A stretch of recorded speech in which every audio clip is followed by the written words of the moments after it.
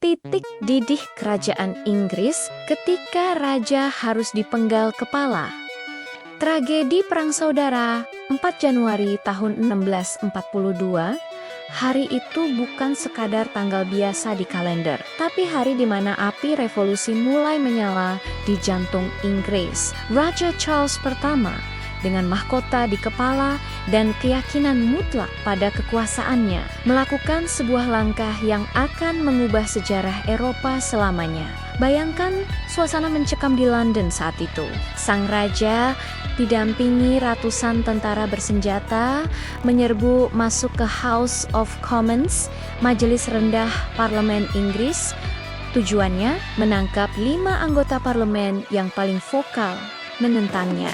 Ia berjalan melintasi ruangan, menatap kursi kosong ketua parlemen, dan bertanya di mana para pengkhianat itu.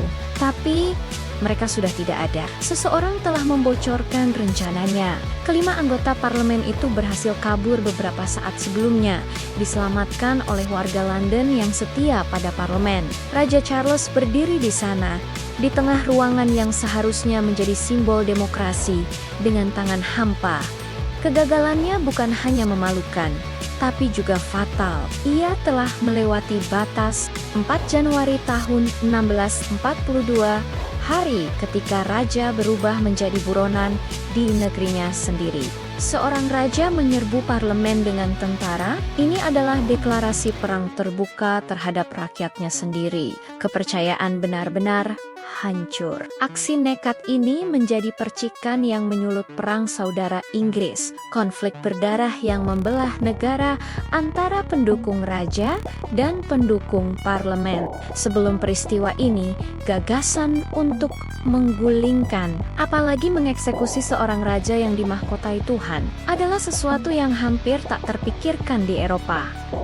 Raja adalah wakil Tuhan di bumi. Tapi, arogansi Charles I telah membuka kotak Pandora. Perang saudara yang brutal berkecamuk selama bertahun-tahun, membawa penderitaan dan kehancuran. Lebih dari 200.000 orang tewas, tentara, petani, anak-anak, saudara membunuh saudara. Pada akhirnya, takdir sang raja ditentukan oleh pedang. Charles kalah, ditangkap, dan diadili oleh parlemen yang dulu coba ia hancurkan.